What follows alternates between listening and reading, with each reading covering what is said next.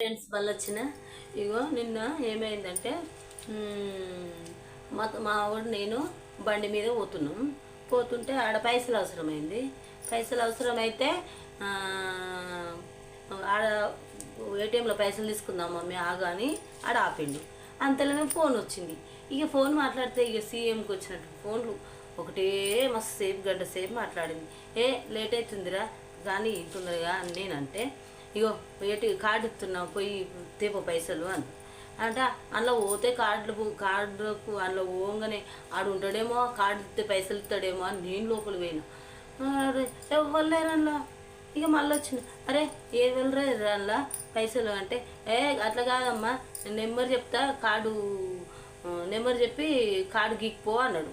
అంటే సరే అని పోయి ఆడ అన్ని అటు ఇటు చూసి నెంబరు 1 2 అని అట్లా చెప్పిన. నెంబరు చెప్పి కార్డు దానికి వేసి ఇట్లా గీక్తనే ఉన్నా పైసలు వస్తలేవు ఏమొత్తలేవు.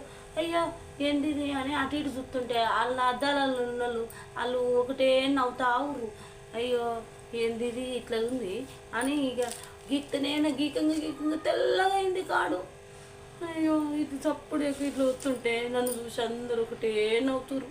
నాకు ఏంద్రా నేను లోపలికి పోయినా ఆ పైసలు వస్తలేవు ఏమొత్తలేవు, గీకి కాడు తెల్లగా అయిందని కాడు చేతికిచ్చిన. చూసి ఒకటే తిట్టుడు, చిన్నగా తిట్టలే. ఇక నాకైతే మస్తు ఏడుపు వచ్చింది. వాళ్ళందరూ నన్నే చూస్తుర్రు. ఇంటికి వచ్చిన ఎట్లా పుట్టినవే అని నన్ను ఇష్టం వచ్చినట్టు తిట్టిండు. ఎట్లా పుట్టినావు అంటున్నాడు.